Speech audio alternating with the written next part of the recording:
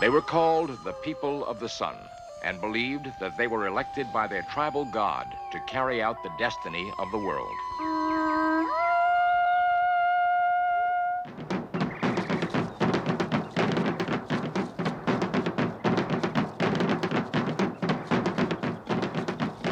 Guided by this religious imperative, the Aztecs fought their way to domination of the Western Hemisphere. They exacted tribute from over 30 other city-states. In 1519, ruled by the priest-king Montezuma, they were at the zenith of their power. But on April 22nd of that year, a small army of 508 soldiers, led by Conquistador Hernan Cortez, landed on the shore of Mexico. Why did Montezuma refuse to fight this enemy that would ultimately imprison him and change the face of the New World?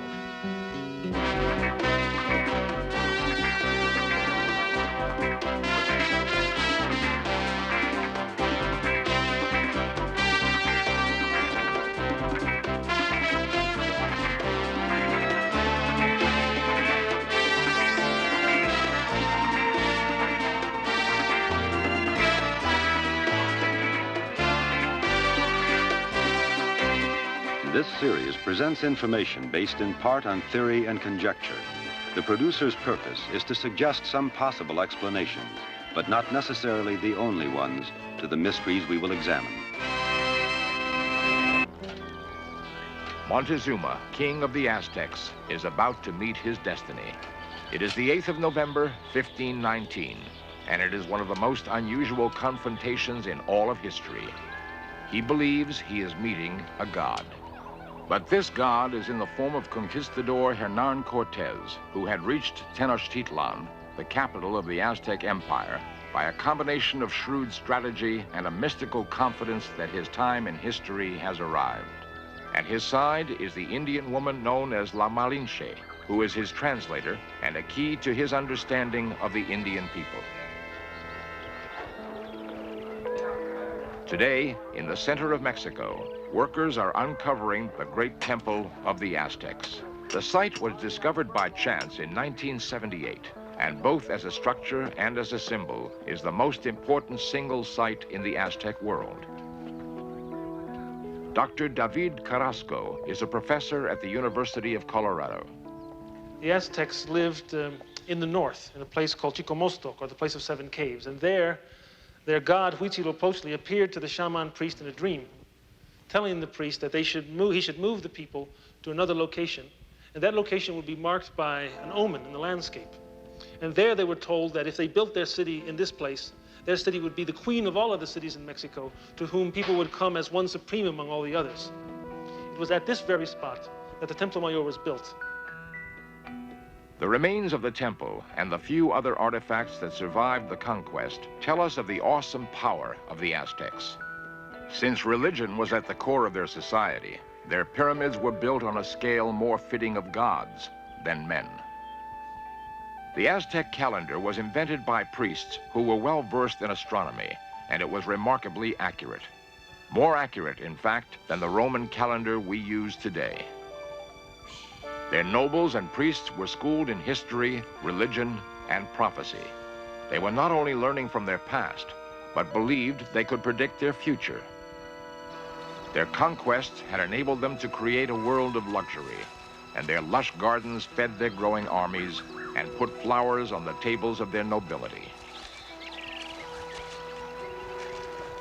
The primary sources that we have depict Moctezuma II as a highly sensitive, very spiritual, and deeply concerned Tlatoani, or king, who had a very close relationship to the major deity of the Aztecs, Huitzilopochtli. He carried the influence and the power of Huitzilopochtli in his own heart. He was the spokesman for this great deity. The Aztecs had a cyclical concept of time. Every 52 years, a new cycle began, and the gods had to be appeased at these crucial periods to assure the continued prosperity of their civilization. The year 1519 was the beginning of a new cycle, and there were ominous signs that their world was in danger. The Aztecs tell their story of the conquest in a very unusual way. They begin their story of how their world came to an end by telling not how the Spaniards first came to their land, but by telling that there were omens in the sky, signs in their own heavens, which indicated that their world, or their cosmos, was coming to an abrupt and violent end. The first omen that appears is a rip in the sky, which bleeds drop by drop onto the Aztec world, celestial influences. The second omen is a thunderbolt, which hits, burns down the temple of the great god Huitzilopochtli. A number of omens follow, which indicate that the Aztecs understood their own collapse as originating with celestial influences, not the presence of Spaniards. The final omen was the most frightening. One night, throughout Tenochtitlan, a woman's cry was heard. My children, we are lost." It came from everywhere and from nowhere, and the people were afraid. It is an eerie fact that the arrival of Cortez was foretold by the Aztec prophecies. Irony and coincidence played instrumental parts in the collision of these two great cultures. It was as though some guiding force had arranged the elements of this great drama, which the characters then acted out.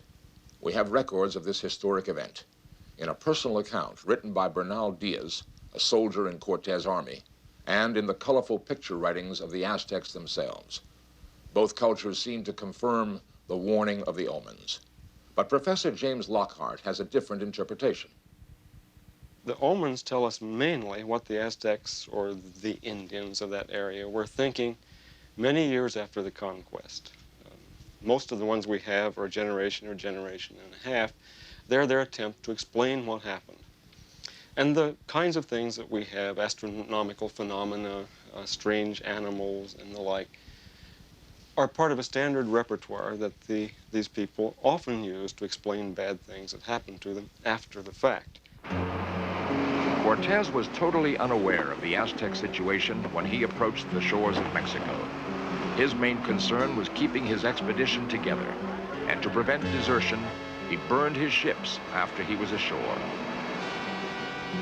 The great god Quetzalcoatl was prophesied to return on the very day that Cortez lands, and Montezuma has his people watching the coast in anticipation of this momentous event. A messenger brings him drawings of these beings, and the light-skinned, bearded figures are frighteningly similar to the traditional description of their god.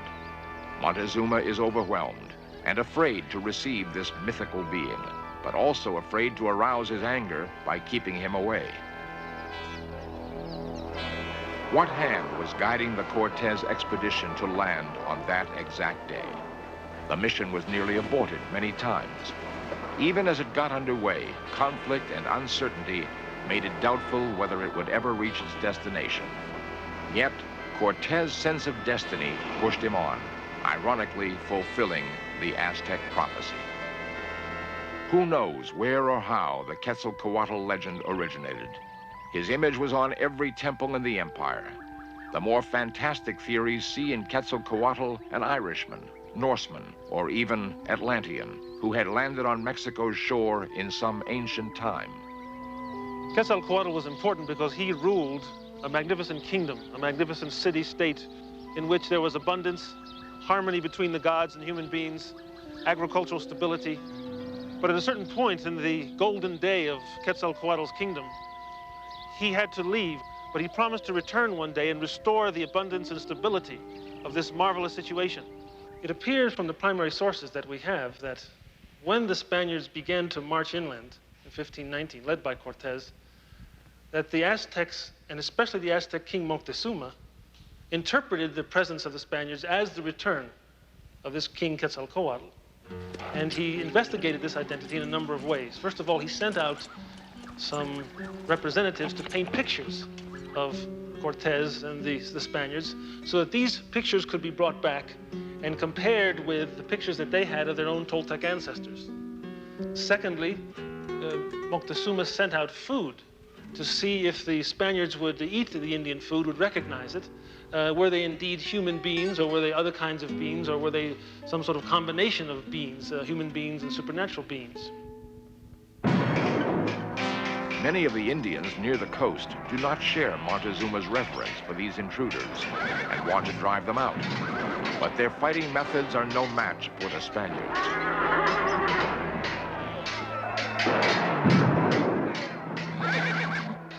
The battles between the Spaniards and the Indians usually ended in Spanish victory. The Spaniards had the great advantage of steel, which both offensive and defensive gave them an advantage that the Indians simply could not equal. The steel sword could cut through anything the Indians had. The steel helmet could not be penetrated by anything the Indians had. The other great advantage that the Spaniards had was the horse, which fulfilled the function, essentially, of a tank in modern warfare. And these two then were used in conjunction. A fairly large body of Spanish footmen with their swords would hack away at huge numbers of Indians, killing them and killing them and killing them until they got tired. Whereupon the horsemen would burst out and push the Indians back, which they could do. And then they would return to inside the Spanish group, and the Spaniards would begin doing it all over again. After being defeated on the battlefield, several tribal emissaries beg for peace and bring gifts as a sign of friendship. Cortez uses the occasion to further impress upon them his invulnerability. He has a horse brought to him, knowing that to them, this is a beast of the most fearsome proportion.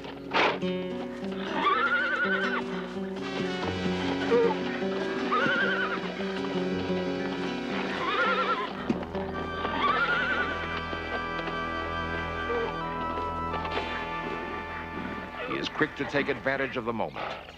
He takes the helmet of one of his soldiers and calls back the frightened envoys.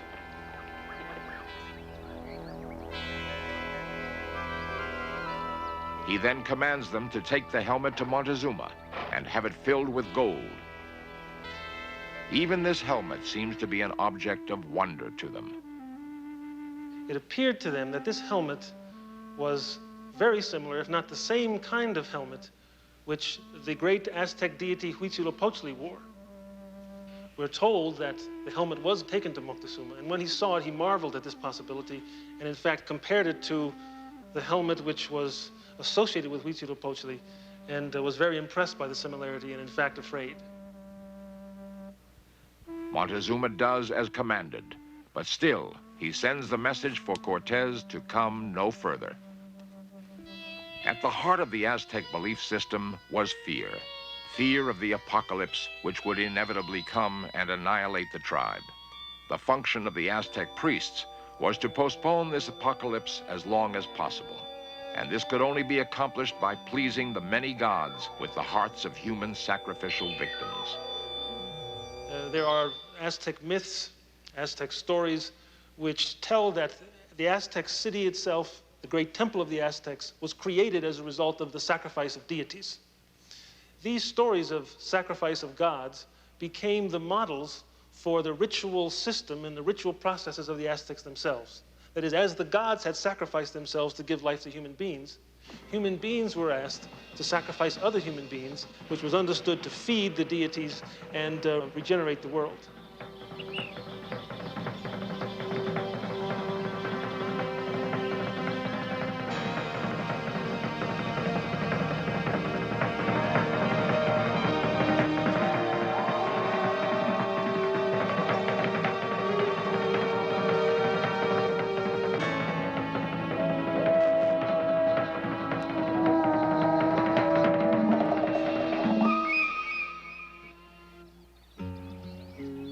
Cortez receives his helmet, along with the warning not to come. One of the other tribes is more emphatic. We are going to kill these who are called gods and offer them up for sacrifice. Cortez gathers his men to pray for good fortune and strength against an enemy that outnumbers them more than 1,000 to 1.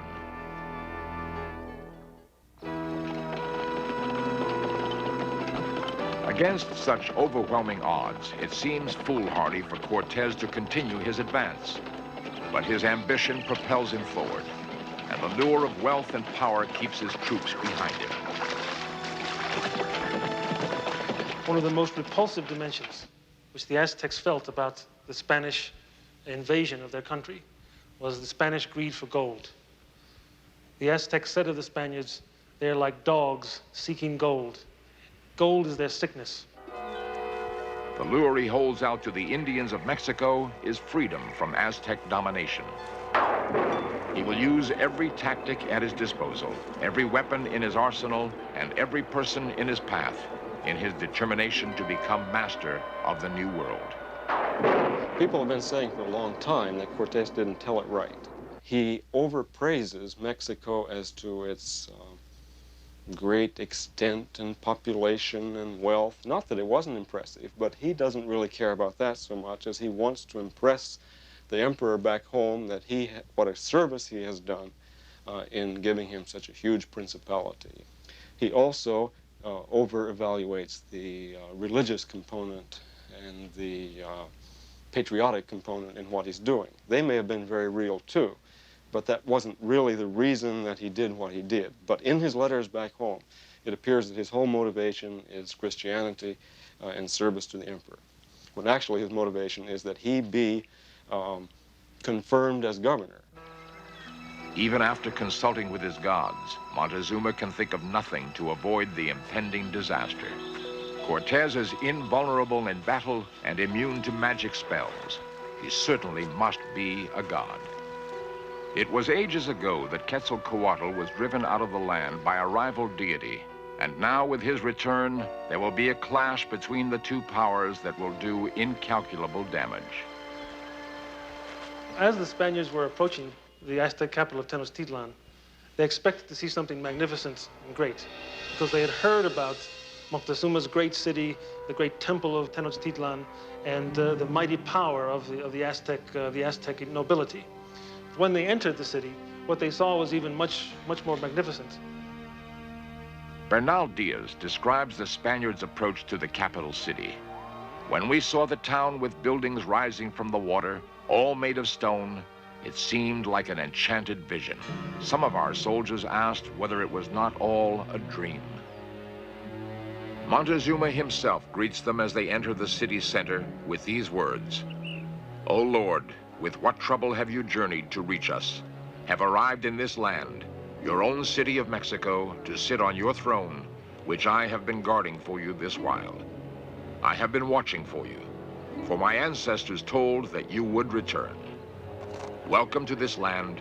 Rest a while. Rest in your palace." I believe that Cortes, in fact, was taking an enormous risk in going into Tenochtitlan. But I'm not sure that the Spaniards realized that they were. They had a long history behind them of entering into the presence of the cacique, or chieftain, or king, seizing him in the course of some friendly parley and getting away with it. They also had an equally long history of winning battles. So I'm not sure that they fully realized the risk to themselves that they were taking. Montezuma has actually moved out of his palace to make room for Cortes. It is a time of great anxiety, and Montezuma feels it is more necessary than ever to continue the sacrifices. The Lord of the Dead needs victims. From their quarters, Cortes and his men can see the grisly spectacle of the sacrificial victims being thrown down the steps of the pyramids. Finally, Cortes can endure it no more. When Cortes and his troops first arrived in the city, Moctezuma took them to the great temple.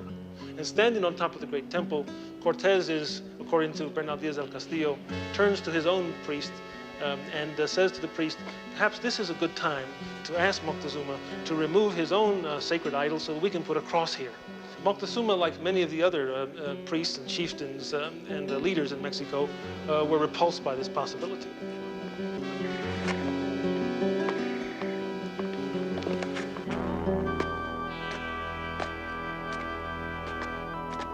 The presence of the Spaniards is causing conflict among the Aztec leaders. Rumors of uprising are heard throughout Tenochtitlan. In a desperate attempt to avert disaster, Cortes takes Montezuma prisoner. This is a bold maneuver while in the heart of the Aztec Empire. And to further assert his power, he displays the bound king to his people.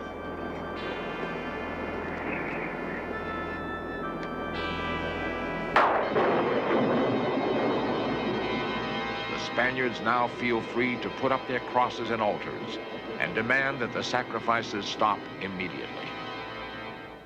There were many uprisings of the same kind as that that led to Montezuma's death all over the Spanish Indies. It was a quite predictable process. First you seized the cacique or chieftain, and through him you ran his kingdom. But the people began not to like it, and so invariably you get secondary rebellions after the initial conquest. As the uprising spreads, Cortez sends Montezuma out to persuade his people to stop the fighting. But the situation is out of control. Suddenly, stones rain down on Montezuma. He is mortally wounded and will die 3 days later. Though the fighting goes on for some time, the death of Montezuma marks the end of the Aztec Empire. The most powerful nation in the Western Hemisphere has come to an abrupt and tragic end, defeated by a force smaller than Montezuma's palace guard. The legend of Quetzalcoatl is curiously fulfilled, and who is to say that the same omnipotent hand that created the legend did not also push Cortez to the shores of Mexico on that April day in 1519? So many questions remain about the conquest. What if there had been a different king at the time, one not so superstitious as Montezuma? What if Cortez had not landed in 1519? Would history have been different? Perhaps not. Perhaps it was as Cortez believed, and no matter what the odds, it was his destiny to be conqueror of Mexico.